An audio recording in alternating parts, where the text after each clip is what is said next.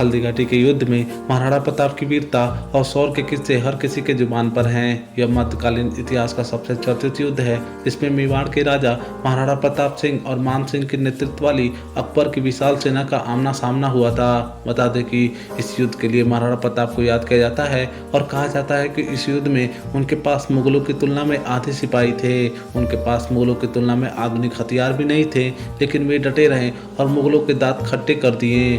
मुगलों की हालत इस जंग में पतली हो गई थी।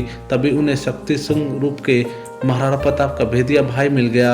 शक्ति सिंह ने मुगलों के समक्ष महाराणा प्रताप की सारी सैन्य रणनीति और खुफिया रास्ते का खुलासा कर दिया था। तो आज की वीडियो हम जानने वाले हैं हल्दीघाटी युद्ध के बारे में, तो वीडियो में बने रहें, वीडियो को अंत तक देखें, हमारे चैनल को सब्सक्राइब करें और बेल आइकन प्रेस करना ना भूलें। सिंहासन पर पहुंचने के बाद अकबर ने मेवाड़ के अपवादों के साथ राजस्थान में अग्रणी राज्य के रूप में स्वीकार किए जाने के साथ अधिकांश राजपूत राज्यों के साथ अपने रिश्ते स्थापित कर लिए। मेवाड़ के महाराणा प्रताप, जो प्रतिष्ठित सिसोदियों कबीले के प्रमुख भी थे, उन्होंने मुगल के सामने प्रस्तुत होने से इनकार कर दिया। मुगल ने 1568 में चित्तौड़गढ़ किले की घेराबंदी की और उदय सिंह द्वितीय के शासनकाल के दौरान मेवाड़ के पूर्वी भाग का एक विशाल उपजाऊ क्षेत्र मुगलों को दे दिया। जब राणा प्रताप ने अपने पिता को मेवाड़ के सिंहासन पर बैठाया तो अकबर ने उनके लिए राजनयिक दूतावासों का एक श्रृंखला भेजी, जिसमें राजपूत राजा को अपना जागीरदार बना दिया और इस लंबे समय के मुद्दे को हल करने की उसकी इच्छा के अलावा अकबर गुजरात के साथ संचार की सुरक्षित लाइनों को अपने नियंत्रण में और मेवाड़ के जंगली और पहाड़ी इलाके चाहता था। अकबर का पहला दूत जलाल खान कुर्ची था, जो अकबर का एक पसंदीदा नौकर था, जो अपने मिशन में असफल रहा। और इसके बाद अकबर ने कछवा वंश के साथी राजपूत अंबर को भेजा, जिसकी किस्मत मुगलों के अधीन थी, लेकिन वह भी प्रताप को समझाने में नाकामयाब रहा। राजा भगवंत दास अकबर की तीसरी पसंद थे और उन्होंने अपने पूर्ववर्तियों से बेहतर प्रदर्शन किया। राणा प्रताप ने अपने युवा बेटे अमर सिंह को मुगल दरबार भेजा था। हालांकि यह अकबर द्वारा असंतोषजनक माना गया, जो खुद चाहते थे कि राणा उनसे व्यक्तिगत रूप से मिले। एक अंतिम दूत टोडरमल को बिना किसी अनुकूल परिणाम में मेवाड़ भेज दिया गया।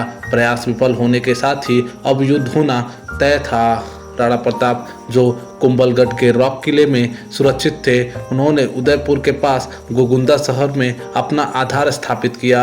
अकबर ने अपने कबीले के वंशानुगत विरोधी मेवाड़ के सिसोदियों के साथ युद्ध करने के लिए कछवा मान सिंह की प्रतिनियुक्ति की। मान सिंह ने मंडलगढ़ में अपना आधार स्थापित किया, जहां उन्होंने अपनी सेना जुटाई और गोगुंदा के लिए प्रस्थान किया। गोगुंदा के उत्तर में लगभग 14 मील यानी कि 23 किलोमीटर की दूरी पर खमनोर गांव स्थित है, जिसकी चट्टान के लिए हल्दीघाटी का नामक अरावली पर्वतमाला के एक भाग से गोगुंदा को अलग किया गया था, जिसे कुचलने पर हल्दी पाउडर जैसा दिखने वाला एक चमकदार पीला रंग का उत्पादन होता है। महाराणा प्रताप, जो मान सिंह के आंदोलन से अवगत थे, उन्होंने अपनी सेना को मान सिंह और उसकी सेना की प्रतीक्षा में हल्दीघाट दर्रे के प्रवेश पर तैनात किया गया था। युद्ध 18 जून 1576 को सूर्योदय के 3 घंटे बाद शुरू हुआ।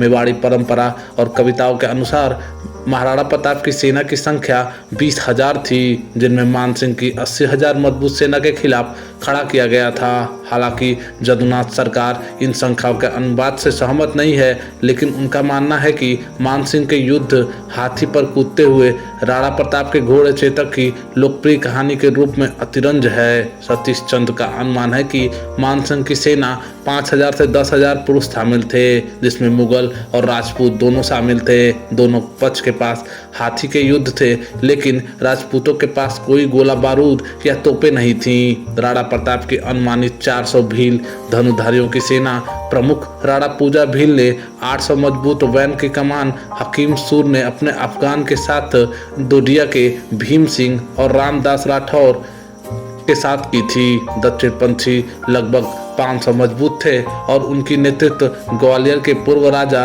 राम शाह तंवर और उनके 3 पुत्रों के साथ मंत्री भामा शाह और उनके भाई ताराचंद ने किया था। अनुमान लगाया जाता है कि लेफ्ट विंग में 400 योद्धा थे, जिनमें बीदा झाला और उनके वंशज शामिल थे। प्रताप अपने घोड़े के साथ केंद्र के लगभग 1300 सैनिक का नेतृत्व किया। बाइडस पुजारी और अन्य नागरिक भी गठन का हिस्सा थे और लड़ाई में भाग लिया।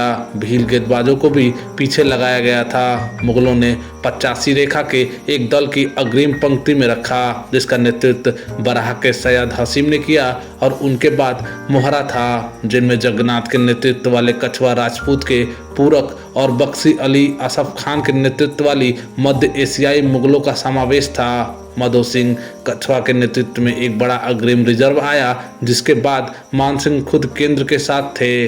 मुगल वामपंथी विंग की कमान बदकान खान मुल्ली काजी खान, जिसे बाद में गाजी खान के नाम से जाना जाता है, और संभर राव लोनन ने संभाली थी और इसमें फतेहपुर सिकरी के शेख जादो सलीम चिश्ती के रिश्तेदार को शामिल किया था। साम्राज्यवादी ताकतों को सबसे मजबूत घटक निर्णायक दक्षिणपंथी में तैनात था, जिसमें 12 के सैयद शामिल थे। अंत में मुख्य सेना के पीछे मिहिर खान के पीछे का पहरा अच्छी तरह से खड़ा किया गया था। दोनों सेनाओं के बीच में असमानता के कारण राणा ने मुगलों पर एक पूर्ण ललाट हमला करने का विकल्प चुना, जिसे उनके लोग बहुत सारे मारे गए और हताश प्रभारी ने शुरू में लाभांश का भुगतान किया। हकीम खान सूरी और रामदास राठौर मुगल झड़पों के माध्यम से भाग गए और मोहरों पर गिर गए, जबकि रामशाह टोवर और भामाशाह ने मुगल वामपंथियों पर कहर बरपाया, जो भागने के लिए मजबूर थे। उन्होंने अपने दक्षिणपंथियों की शरण ली, जिस पर विदा झल्लक खान का भी भारी दबाव था। मुल्ला काजी खान और फतेहपुर के शेखजादों के कप्तान दोनों घायल हो गए थे, लेकिन सैयद बरहा ने मजबूती से काम किया और माधो सिंह के अग्रिम भंडार के लिए पर्याप्त समय अर्जित किया।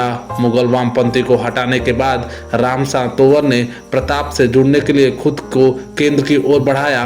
वह जगन्नाथ कछवा द्वारा मारे जाने तक प्रताप को सफलतापूर्वक बचाए रखने में सक्षम थे।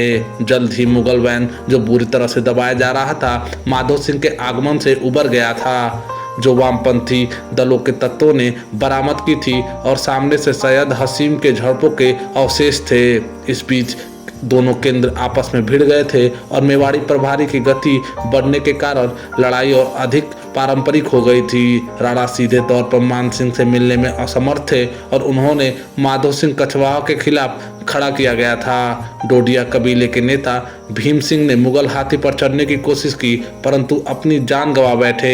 गतिरोध को तोड़ने और गति को प्राप्त करने के लिए महाराणा प्रताप ने अपने पुरस्कर हाथी लोना को मैदान में लाने का आदेश दिया। मान सिंह के जवाबी हमले के लिए गजमुक्ता हाथी के बीच मोती को भेजा ताकि लोना का सिर काट दिया जा सके।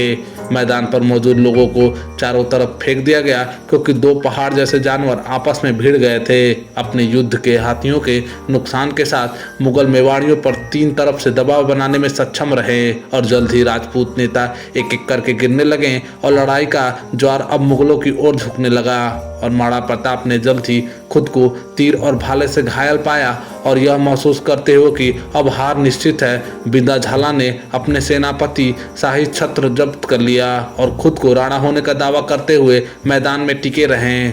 उनके बलिदान के कारण घायल प्रताप और करीब 1800 राजपूत युद्ध भूमि से भागने में सफल रहे। राजपूतों की वीरता और पहाड़ियों में घात के डर का मतलब था कि मुगलों ने पीछा नहीं छोड़ा और इस कारण प्रताप को पर्वत में छिपने का मौका मिल गया था।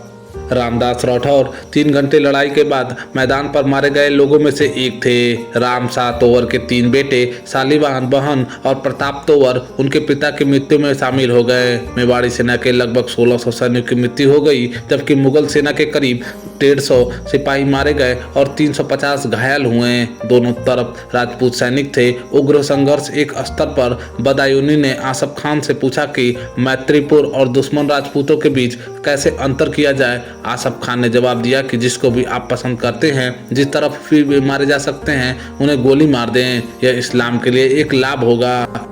इस मध्ययुगीन इतिहास में अपने मुस्लिम आकाओं के लिए सैनिक के रूप में हिंदू बड़ी संख्या में मारे गए थे। इस युद्ध का कोई नतीजा नहीं निकला, जबकि मुगल गोगुंदा और आसपास के क्षेत्रों पर कब्जा करने में सक्षम रहे। वे लंबे समय तक उन पकड़ बनाने में असमर्थ थे। जैसे ही साम्राज्य का ध्यान कहीं और स्थानांतरित हुआ, महाराणा प्रताप और उनकी सेना बाहर आ गई और अपने प्रभुत्व के पश्चिम क्षेत्रों पर कब्जा कर लिया। हल्दी घाटी के ऐतिहासिक युद्ध के बाद महाराणा प्रताप का परिवार शहीद जंगल में में विचरण करते हुए अपनी सेना को संगठित करते रहे। एक दिन जब उन्होंने अपने बेटे अमर सिंह को भूख के शांत करने के लिए घास की रोटी बनाई तो उसे भी जंगल की बिल्ली ले भागी। इसलिए विचलित होकर महाराणा प्रताप का स्वाभिमान डगमगाने लगा और उनके हौसले कमजोर पड़ने लगे। ऐसी अफवाह फैल गई कि महाराणा प्रताप की व्यवस्था ने अकबर की अधीनता स्वीकार कर ली। तभी बीकानेर के कवि पृथ्वीराज राठौर ने महाराणा प्रताप को पत्र लिखकर उनके सुप्त स्वाभिमान को पुनः जगा दिया। फिर महाराणा प्रताप को मरते दम तक अकबर अधीन करने में असफल रहा और अंत में महाराणा प्रताप की मृत्यु अपने राजधानी चंडाव में धनुष की डोर खींचने से उनकी आंत में लग जाने के कारण इलाज के दौरान 57 वर्ष की उम्र में 29 जनवरी 1597 को हो गई। कहते हैं कि महाराणा प्रताप की मृत्यु का समाचार सुनकर अकबर की आंखों में भी प्रताप की अटल देशभक्ति को देखकर आंसू छलक गए थे। मुगल दरबार के कवि अब्दुल रहमान ने लिखा कि इस दुनिया में सभी चीजें खत्म होने वाली हैं, धन दौलत खत्म हो जाएंगे, लेकिन महान इंसान के गुण हमेशा जिंदा रहेंगे। प्रताप ने धन दौलत को छोड़ दिया लेकिन अपने सिर कभी नहीं झुकाया। हिंद के सभी राजकुमारों में अकेले उन्होंने अपना सम्मान कायम रखा। एक नए शोध में पता चला कि हल्दी घाटी का युद्ध महाराणा प्रताप ने जीता था। ये खुदाई में मिले तामपत्रों के आधार पर बताया गया है। ये थी हल्दी घाटी युद्ध की कहानी। आपको कैसी लगी हमें कमेंट सेक्शन में जरूर बताएं। उम्मीद करता हूँ आपको वीडियो पसंद आई होगी। ऐसे और भी इंटरेस्टिंग वीडियो के लिए हमारे चैनल को सब्सक्राइब करें, वीडियो को लाइक करें और बेल आइकन प्रेस करना ना भूलें।